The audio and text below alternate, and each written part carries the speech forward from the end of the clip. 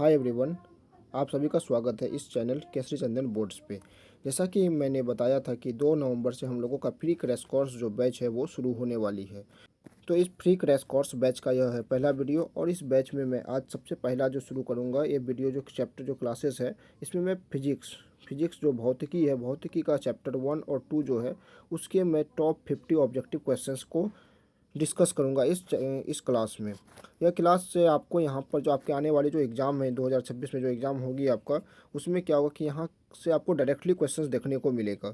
तो आप इस वीडियो को गौर से देखिएगा और आपके लिए और सबसे पहला बात कि यह वीडियो मैं इसलिए बना रहा हूँ कि आप जो अब तक पढ़ चुके हो उसका आपका यहाँ पर क्विक रिवीजन हो जाएगा और इसमें वही क्वेश्चंस को यहाँ पर एक्सप्लेन किया जाएगा, डिस्कस किया जाएगा जो आपके आने वाले एग्जाम्स में आपको देखने को मिलेगा। ऐसा नहीं कि यहाँ पर कुछ नया टाइप का क्वेश्चंस देखने को मिलेगा। तो ये आपके लिए रिवीजन के आधार पर यह वीडियो आपके लिए बेस्ट है और आपके साथ ही साथ ये नया कॉन्सेप्ट भी सीखने को यहाँ से मिलेगा। तो आप वीडियो में बने रहिए और आगे हम लोग बढ़ते हैं, देखते हैं क्लास के बारे में। तो हम लोगों का पहला क्वेश्चन क्या है यहाँ पर? पहला क्वेश्चन हम लोगों का है कि जब प्रकाश की चिकनी सतह से टकरा कर वापस लौटता है, जब प्रकाश क्या बोला जाता है कि जब प्रकाश किसी चिकनी सतह से टकरा कर कहाँ लौटता है? वापस लौटता है। तो इस घटना को क्या कहते हैं? तो आप ध्यान रखिएगा कि जब हम लोगों का मान लीजिए सरफेस होता है, सरफेस में क्या होता है कि जब प्रकाश यहाँ से आई वो टकराने के बाद वो क्या हो जाता है? मुड़ जाता है, क्योंकि प्रकाश किसी वस्तु से टकराने पर वह वस्तु के आर पार नहीं जा सकती है, तो वो टकरा कर क्या हो जाती है? मुड़ जाती है। तो इस मुड़ने की घटना को ही परावर्तन कहा जाता है। क्या कहा जाता है? परावर्तन कहा जाता है। तो हम लोग का आंसर क्या हो जाएगा ऑप्शन नंबर बी। और यहाँ बात करेगा हम लोग अपवर्तन के बारे में, जो कि आपका दूसरा चैप्टर में ही रहता है, अपवर्तन। तो अपवर्तन किसको बोलते हैं? जब प्रकाश क्या होता है किसी वस्तु से टकराने पर वो क्या हो जाता है? वस्तु के आर पार हो जाता है। उसी को हम लोग क्या बोलते हैं? प्रकाश का अपवर्तन बोलते हैं। तो हम लोगों का दूसरा क्वेश्चन क्या है? परावर्तन के नियम के अनुसार आपतन कोण किसके बराबर होता है? आप सभी ने पढ़ा होगा कि परावर्तन के 2 नियम होते हैं। कितने नियम होते हैं? नियम 2 होते हैं। जिनमें से पहला नियम क्या कहा जाता है कि आई बराबर आर। आई का मतलब होता है आपतन कोण, आर का मतलब होता है परावर्तन कोण। क्या होता है? परावर्तन कोण। तो यहाँ पर आपतन कोण के बराबर क्या हो जाएगा? परावर्तन कोण। तो यहाँ पर आपका आपतन कोण के बराबर क्या हो जाएगा? परावर्तन कोण हो जाएगा। तो अगला क्वेश्चन देखते हैं हम लोग। तीसरा क्वेश्चन हम लोगों का क्या है कि कौन सा दर्पण हमेशा आभासी, सीधा तथा छोटा प्रतिबिंब बनाता है?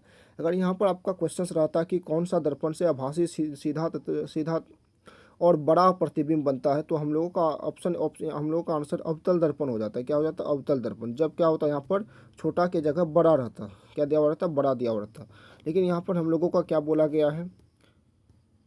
हम लोगों का बोला क्या गया है यहाँ पर कि हमेशा क्या हो? आभासी हो, क्या हो? आभासी हो, सीधा भी हो और छोटा हो। तो इस प्रकार का जो प्रतिबिंब बनता है वो मात्र उत्तल दर्पण से ही बनता है। तो हम लोगों का अगला क्वेश्चन क्या हो जाएगा? यदि आपतन कोण कितना हो? 30 डिग्री हो तो परावर्तन कोण कितना होगा? तो अभी हम जस्ट ऊपर ही बात किए कि परावर्तन के नियम के अनुसार क्या होता है? आई के बराबर क्या होता है? आर होता है। तो आई का मान अगर 30 डिग्री है तो बराबर आर हो जाएगा। तो आर भी कितना? 30 डिग्री होगा। तो आपतन कोण अगर 30 है तो परावर्तन कोण भी 30 डिग्री ही होगा। तो अगला क्वेश्चन हम लोगों का है समतल दर्पण द्वारा समतल दर्पण द्वारा बनने वाला प्रतिबिंब कैसा होता है? तो अगर हम लोग बात करते हैं जब दर्पण के बारे में, तो दर्पण मुख्यतः 2 प्रकार के होते हैं। एक होते हैं समतल और एक होता है गोलीय दर्पण। और गोलीय दर्पण के ही प्रकार आते हैं। कौन से होते हैं? गोलीय दर्पण के होते हैं उत्तल और अवतल। एक किसके प्रकार होते हैं? गोलीय के। तो अगर हम लोग यहाँ पर बात करें किसके बारे में? समतल दर्पण के बारे में, तो समतल दर्पण से बनने वाला प्रतिबिंब वो आभासी बनता है, वो सीधा भी बनता है और साथ ही साथ वस्तु जितना बड़ा होता है उसी के आकार के बराबर बनता है। और साथ ही साथ पार्श्वली उल्टा का मतलब क्या हो गया कि जैसे अगर आप कभी अपने मिरर में अपना जो आईना देखते होंगे उसमें अगर आप खड़े होंगे इस प्रकार से, तो आपका बायां हाथ दायां साइड दिखता होगा, दायां हाथ बायां साइड दिखता होगा। इसी को हम लोग पार्श्वली उल्टा बोलते हैं। तो इस प्रकार का जो प्रतिबिंब बनता है वो किस में बनता है? वो समतल दर्पण में बनता है। तो इसका आंसर क्या जाएगा? ABCD सभी हो जाएगा। तो आगे हम लोग बढ़ते हैं। गोलीय दर्पण की फोकस दूरी उसकी वक्रता त्रिज्या की होती है। तो हम लोग अगर बात करें किसके बारे में? फोकस दूरी और वक्रता त्रिज्या के बीच में क्या रिलेशन होता है? अगर हम लोग यहाँ पर बात करें तो वक्रता त्रिज्या बोले तो R बराबर होता है 2 गुना F। F का मतलब फोकस दूरी। तो अगर हम लोग यहाँ पर फोकस दूरी निकालें तो F बराबर क्या हो जाएगा? R/2, मतलब वक्रता त्रिज्या की आधी होती है। तो फोकस दूरी वक्रता त्रिज्या की क्या होती है? आधी होती है। अगला हम लोगों का क्वेश्चन क्या है? जब प्रकाश वायु से कांच में प्रवेश करता है तो वह क्या होता है, अभिलंब से दूर हटता है या उसके ओर मुड़ जाता है। तो ये इस प्रकार का जो घटना घटता है किसमें घटता है, अपवर्तन में। जब प्रकाश का अपवर्तन का केस आता है उसमें क्या होता है, प्रकाश अभिलंब के दूर हटता है या अभिलंब के पास जाता है। तो कब क्या होता है, हम लोग अगर बात करें यहाँ पर, मान लीजिए कि हम लोगों का ग्लास स्लैब है, यहाँ से प्रकाश आ रही है और ये हो गया हम लोगों का अभिलंब, ये क्या हो गया, अभिलंब हो गया।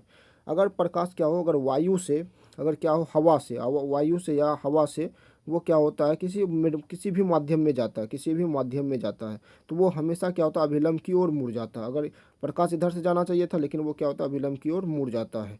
कब, जब वायु से कांच में जाए, कांच में रहे, या वायु से पानी में जाए या किसी और माध्यम में जाए, तो वो हमेशा अभिलंब की ओर मुड़ जाता है। इसका आंसर हो जाएगा। आगे देखते हैं, आगे क्या है, किसका नियम है, हो सॉरी यहाँ पर कोई क्वेश्चन या मिस प्रिंटेड है। तो यहाँ पर बोला जाता है कि अपवर्तनांक का जो नियम होता है वो किसने बताया था, अपवर्तनांक के नियम के बारे में कौन यहाँ पर बताया था। तो अगर आप लोग पढ़े होंगे तो अपवर्तनांक का जो नियम होता है वो स्नेल ने बताया था। क्या बताया था कि म्यू के बराबर क्या होता है, साइन आई बटे साइन आर। ये क्या होता है, अपवर्तनांक का नियम होता है। और इसके बारे में कौन व्याख्या किया था, जो स्नेल था उन्होंने इसके बारे में व्याख्या किया था। अगला क्वेश्चन हम लोगों का क्या है, अपवर्तनांक को किस अनुपात से परिभाषित किया जाता है। आप लोग अगर पढ़े होंगे म्यू बराबर फॉर्मूला आता है, क्या आता है फॉर्मूला, म्यू बराबर सी बटे भी फॉर्मूला आता है। क्या आता है, सी बटे भी। सी क्या है यहाँ पर, यह प्रकाश की चाल हवा या निर्वात में, प्रकाश की चाल किसमें, वायु या निर्वात में। और भी क्या है, ये प्रकाश की चाल ये भी है किसी माध्यम में, किसी माध्यम में। तो इसी को हम लोग क्या बोलते हैं, म्यू बराबर सी बटे भी। तो अगर हम लोग ऑप्शन यहाँ पर देखें तो हम लोगों का बी ऑप्शन क्या है, यहाँ पर निर्वात में वेग बटे माध्यम में वेग, ये हम लोग का आंसर हो जाएगा। वेग को ही हम लोग चाल भी बोलते हैं। अगला क्वेश्चन हम लोगों का क्या हो जाएगा, जब प्रकाश कम अपवर्तनांक वाले माध्यम से अधिक अपवर्तनांक वाले माध्यम में जाती है तो उसकी चाल क्या होती है, इसके बारे में हम लोग बात करते हैं। यहाँ पर क्या कहा गया, पहले हम लोग यहाँ बात कर लेते हैं। जैसे क्या है अपवर्तनांक के बारे में, हम लोग का ग्लास है, मान लेते हैं हम लोग का क्या है, कांच है, क्या है, कांच है। तो कांच का अपवर्तनांक कितना होता है, अगर आप लोगों को पता हो तो कांच का अपवर्तनांक होता है 1.5, इसका अपवर्तनांक होता है म्यू बराबर। और हम लोग बात करें हवा, हवा का अपवर्तनांक कितना होता है, हवा का अपवर्तनांक 1 होता है। तो अगर हवा का अपवर्तनांक 1 होता है, इसमें अगर आप प्रकाश की चाल देखेंगे तो वो कितना होता है, 3 गुना 10⁻8 मीटर प्रति सेकेंड। और यही आप कांच में देखेंगे तो इसमें होता है, क्या होता है, 2 गुना 10⁻8 मीटर प्रति सेकेंड होता है, किसमें, कांच में होता है। तो आप यहाँ पर देखो, अगर अपवर्तनांक ज़्यादा है तो प्रकाश की चाल क्या है, कम। और हवा का देखिए अपवर्तनांक अगर कम है तो प्रकाश की चाल कितना है, अधिक है। तो हम लोग यहाँ से क्या कह सकते हैं कि जब जब कम अपवर्तनांक वाले माध्यम से अधिक अपवर्तनांक वाले माध्यम में जाता है तो प्रकाश की चाल क्या हो जाती है, प्रकाश की चाल क्या हो जाती है, घट जाती है। क्या होती है, घट जाती है। तो अगला हम लोग का क्वेश्चन क्या हो जाएगा, अवतल दर्पण में, अवतल दर्पण में यदि वस्तु फोकस और ध्रुव के बीच रखी हो तो प्रतिबिंब कहाँ बनेगा। क्या कहा गया कि अवतल दर्पण है हम लोगों का, ये क्या, कौन सा दर्पण है, अवतल दर्पण है।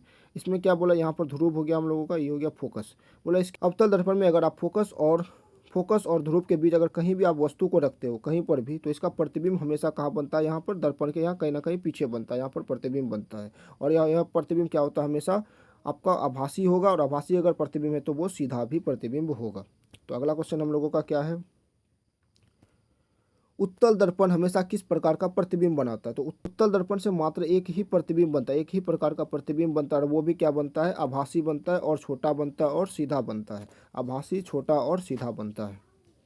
अगला क्वेश्चन हम लोगों का क्या है, उत्तल दर्पण की फोकस दूरी का चिन्ह क्या होता है। क्या बोला जाता है कि उत्तल दर्पण की फोकस दूरी का चिन्ह क्या होता है। तो अगर आप बात करेंगे यहाँ पर, अगर आप चिन्ह साइन कन्वेंशन के बारे में पढ़े होंगे तो यहाँ पर हम लोग बात करते हैं किसके बारे में, उत्तल दर्पण के बारे में। तो हम लोग जैसे यहाँ उत्तल दर्पण बनाते हैं, ये क्या है, उत्तल दर्पण है हम लोगों का। तो हम लोग यहाँ पर वस्तु कहीं ना कहीं रखते हैं यहाँ पर, और इसका फोकस दूरी कहाँ होता है, यहाँ इसका फोकस होता है। तो हमेशा क्या होता है कि चिन्ह परिपाटी के अनुसार हमेशा क्या होता है कि आपतित किरण की दिशा में जितने भी दूरी नापे जाते हैं वे सभी पॉजिटिव होते हैं। तो हम लोग जब यहाँ फोकस मेजरमेंट करते हैं तो वो कहाँ नापते हैं, हम लोग इस डायरेक्शन में मेजरमेंट करते हैं, और ये क्या होता है, पॉजिटिव होता है। क्या हो जाएगा, धनात्मक होता है। तो क्या हो जाएगा यहाँ पे, इसका आंसर धनात्मक होता है। तो उत्तल दर्पण की फोकस दूरी का चिन्ह क्या होता है, वो धनात्मक होता है। हम लोगों का अगला क्वेश्चन क्या कौन सा है? हम लोगों का अगला क्वेश्चन है कि पूर्ण आंतरिक परावर्तन का कोण किस पर निर्भर करता है। तो अगर आप लोग पढ़े होंगे पूर्ण आंतरिक परावर्तन के बारे में, तो पूर्ण आंतरिक परावर्तन क्या होता है? यह दो माध्यमों के अपवर्तनांक पर निर्भर करता है। इसका नाम पूर्ण आंतरिक परावर्तन है, लेकिन यह बेस आधार किस पे है आधारित? यह अपवर्तन पे आधारित होता है।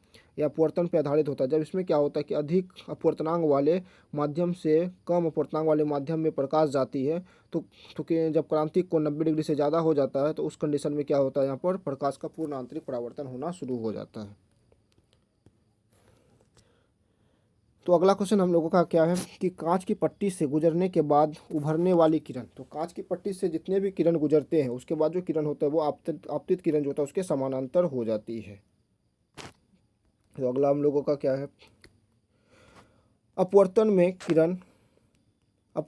किरण अभिलंब और अपवर्तित किरण एक ही। अगर आप अपवर्तन के नियम पढ़े होंगे, तो वहाँ पर क्या कहा जाता है कि आपतित किरण, अगर मान लो हम लोगों का क्या है, ग्लास स्लैब है, इधर से आने वाली किरण को आपतित किरण बोलते हैं। ये हो गया हम लोगों का अभिलंब हो गया, ये क्या हो गया? अभिलंब हो गया, ये आपतित किरण हो गया। और इधर से जो वो अभिलंब की ओर मुड़ जाएगी, इसको अपवर्तित किरण बोलते हैं।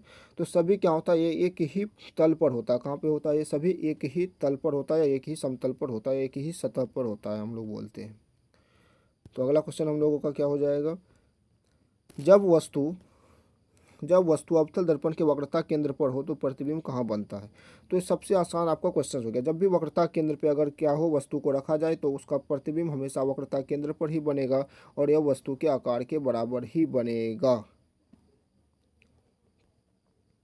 अगला क्वेश्चन हम लोगों का क्या है कि दो डायोप्टर शक्ति वाले लेंस की फोकस दूरी क्या होगी? तो आपको मैं एक सूत्र बताता हूँ कि फोकस दूरी बराबर एक सूत्र होता है, एफ बराबर होता है 1/p होता है, 1/p। पी का मतलब होता है शक्ति, जिसको पावर बोलते हैं। तो एफ बराबर हम लोग क्या लिख सकते हैं? 1/p का मान कितना है? 2। अगर हम लोग भाग दे तो 0.5 आ जाएगा यहाँ पर हम लोगों का 0.5। तो इसका आंसर क्या हो जाएगा? 0.5 मीटर हो जाएगा। और इसमें मीटर हम लोग लेते हैं, सेंटीमीटर नहीं लेना होता है। तो 0.5 मीटर हम लोगों का आंसर हो जाएगा। इसके लिए कितना आंसर हो जाएगा? 0.5 हो जाएगा आंसर, 0.5 आंसर। अगला क्वेश्चन हम लोगों का क्या है? अगला क्वेश्चन हम लोगों का है यदि प्रकाश समकोण पर दर्पण से टकराए तो परावर्तन कोण क्या होगा? तो जैसे कि हम लोग जानते हैं कि यहाँ पर अगर ये क्या है? सतह। ये क्या है? सतह। प्रकाश क्या आ जाए? समकोण का मतलब 90 डिग्री पे टकराना। तो 90 डिग्री पे टकराने से क्या होता है? यह इसमें अभिलंब होता है यहाँ पर, और आपतित किरण भी यही होता है। तो दोनों के बीच का कोण 0 डिग्री हो जाता है। तो 0 डिग्री अगर आपतित आई का मान 0 है, तो आर का मान भी कितना होगा? 0 होगा। तो परावर्तन कोण कितना हो जाएगा? 0 डिग्री होगा। अगला क्वेश्चन हम लोगों का है कि तारों का टिमटिमाना किस घटना पर आधारित है? जो तारा जो अगर आप आसमान की ओर देखते होंगे रात में, तो आपको तारा क्या होता होगा? टिमटिमाता हुआ महसूस होता होगा। तो जो तारा जो टिमटिमाता है वो किस घटना के कारण होता है? वो प्रकाश के अपवर्तन के कारण होता है। अगला क्वेश्चन हम लोगों का क्या है? यदि जल का अपवर्तनांक 1.33 हो तो जल में प्रकाश की चाल लगभग होती है।